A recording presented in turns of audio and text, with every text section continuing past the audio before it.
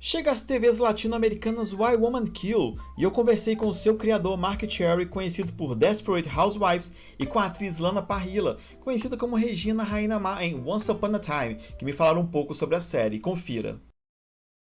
Nice to talk to you. My question goes to Mark and Lana as well. Mark, what was the study process like to create the characters for this series? Do you usually research or delve into the field to learn about the subjects you cover in your series? And for Lana, can you tell us about some scene that left a mark on you in some way? Thank you. I'll go first. For me, doing the first season of Why Women Kill, um, I had the characters of the 1963 story inside of me because I was really writing some of the rhythms of my mother and father. The situation was new, but the characters came from inside me. Um, the 80s, I was writing people I knew.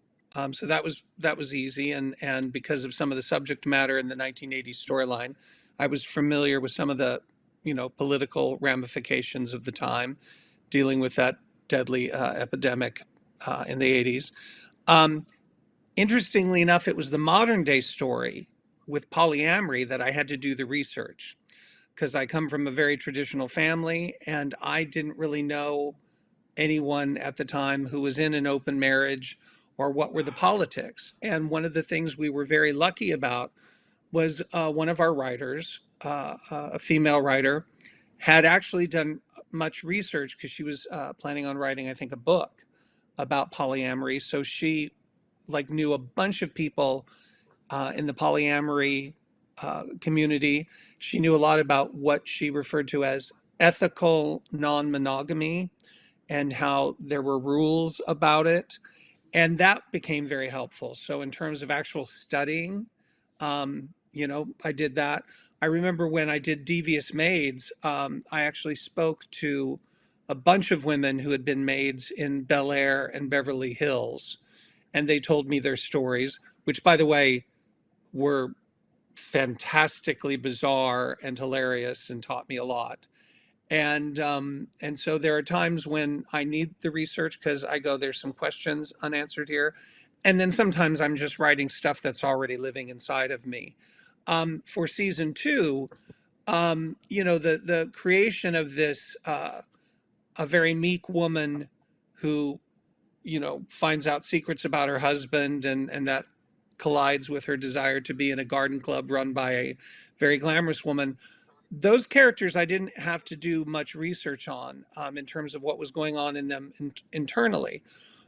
Lana and I did have kind of an interesting moment. And Lana, let me see if you remember this. Um, they tried on authentic hairstyles from the period. And I think they tried a hairstyle on Lana that she hated, but she was really sweet about it because she was like, Mark, I just want you to look at this to make sure you like it because you knew it was awful. And of course, I saw it and I went, no, we're not doing that to you. So we had to fudge some of the hairstyles because we were, I think, setting the period in 1949. But some of the hairstyles, I think, were a couple of years earlier in terms of what the research was telling us.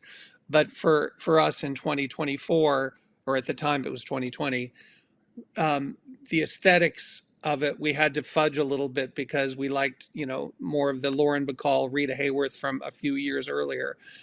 But do you remember that hairstyle that you showed me, Lana? I do. I Yeah, do. And there it was was. added pieces that weren't quite working. Yeah. No, and Yeah. that would be a great example of she was so sweet. She didn't come to me saying, I really hate this. She just went, Mark, what do you think? And she had a look on her face and I knew instantly, oh yeah, this is a disaster. So that's actually some of the interesting details that if you're writing in period pieces, things that take place many decades before, that's something that you have to do research in because there will be many discoveries as to verbiage. I've seen some TV shows make tremendous mistakes in terms of expressions that are maybe 20 years too early in terms of what they're saying. And it's always a little tricky with language, especially when you have some younger writers. Fortunately, I live in the world of old black and white movies, so I'm a little bit more primed to write some things in the past because I've got some of those great lines of dialogue from great Hollywood screenwriters of eras gone by still ringing in my head. That can be very helpful. But that's, I think, researching the period, I think, is the biggest thing that I had to do with Why Women Kill, because I only, I did 4 different periods in the 2 seasons. And then I had to do research for the modern storyline because it was a little bit too modern for me. So I had to learn some stuff there. But that was my approach to it. And then Lana, he had that part of the question for you too. Yes, this is always a hard question for me to answer because I loved every moment being on those sets and working with everybody. It's always hard to pick a favorite scene. But I will say the little girl in me who watched Marilyn Monroe and Ava Gardner and Betty Davis and, all those wonderful actresses of that era, that time, and all those black and white films. To be able to step into that red gown and step out of that beautiful car and onto that red carpet, I cannot tell you how many times I dressed up as that girl when I was in my single digits.